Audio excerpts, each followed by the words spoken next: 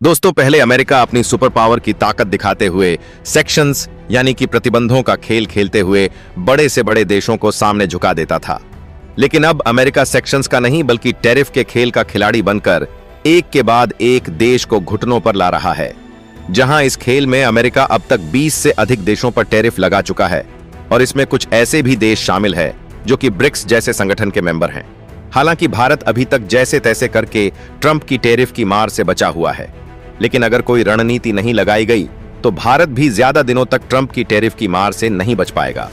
और इसी बीच हमारे लिए चौंकाने वाली खबर यह है कि अमेरिका ने भारत की कॉपर और फार्मास्यूटिकल इंडस्ट्री को टारगेट बनाते हुए सीधे सीधे इस बात की धमकी दे दिया है कि कोई थोड़ी बहुत नहीं बल्कि 50% कॉपर के प्रोडक्ट पर और 200% फार्मास्यूटिकल प्रोडक्ट पर टैरिफ ठोकने जा रहे हैं, जो कि भारत की फार्मास्यूटिकल और कॉपर इंडस्ट्री को बुरी तरीके से इंपैक्ट कर सकती है। वैसे तो अमेरिका ने भारत की फार्मास्यूटिकल इंडस्ट्री को अपने निशाने पर तो जरूर ले लिया, लेकिन भारत के बिना उनका काम एक दिन भी नहीं चल सकता। तो आखिरकार भारत की फार्मा इंडस्ट्री में ऐसा क्या कुछ है जिसे चाहकर भी अमेरिका पीछा नहीं छोड़ा सकता? उसके बावजूद भी भारत के फार्मा इंडस्ट्री और कॉपर प्रोडक्ट पर इतनी बड़ी टैरिफ लगाने के पीछे क्यों पड़ चुका है, यह सारी जानकारियां इस वीडियो में समझते हैं। लेकिन आगे बढ़ने से पहले इस वीडियो को एक लाइक और बीके न्यूज चैनल को सब्सक्राइब जरूर कर लीजिए। देखिए, अमेरिका के ट्रंप बौखलाए हुए हैं या फिर यह गुस्से में आकर ऐसा कुछ करने का प्रयास कर रहे हैं, यह तो आने वाले समय में पता चल ही जाएगा। लेकिन फिलहाल में इनका इरादा भारत के प्रति और बाकी देशों के प्रति दिन पर दिन तेजी के साथ बदलता जा रहा है। देखिए, अमेरिका ने सभी देशों पर टैरिफ लगाने के लिए 9 जुलाई की डेडलाइन दिया था, लेकिन इस डेडलाइन में भी अमेरिका ने लगभग 22 या फिर उसके कुछ आसपास कंट्रीज को टारगेट किया और इन देशों के अलग अलग प्रोडक्ट पर 25 से लेकर 50% की टैरिफ लगा दिया।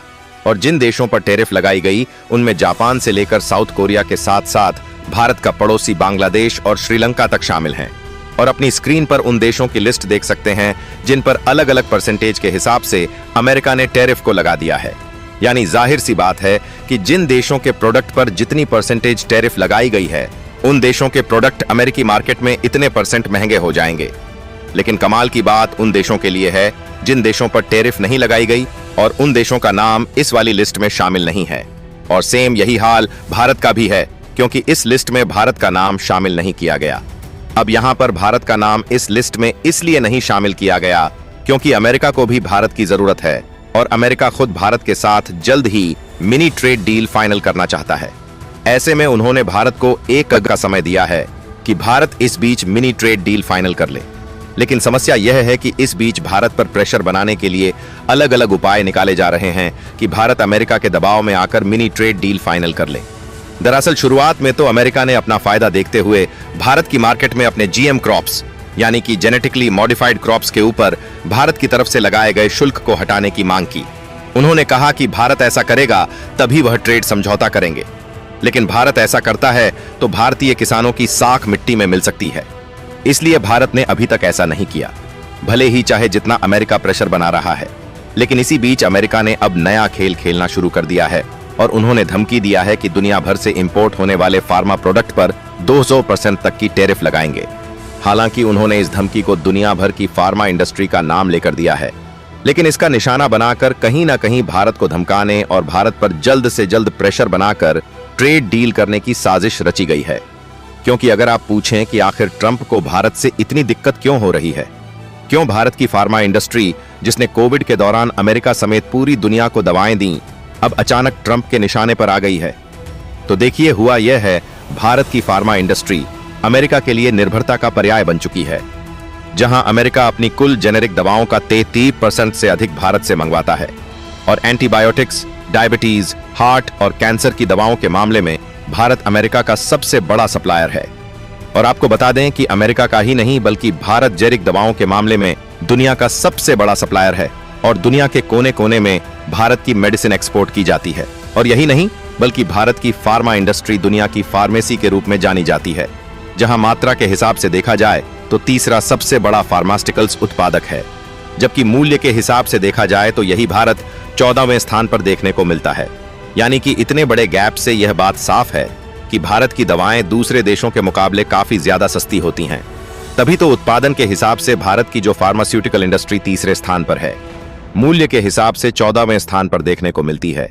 और यही कारण है कि भारत के फार्मा प्रोडक्ट अन्य देशों को सस्ते पड़ जाते हैं, जिसके नतीजतन दुनिया भर में भारत काफी ज्यादा मेडिसिन और बाकी के फार्मास्यूटिकल प्रोडक्ट का एक्सपोर्ट करता है, जिनके बलबूते दुनिया चल रही है।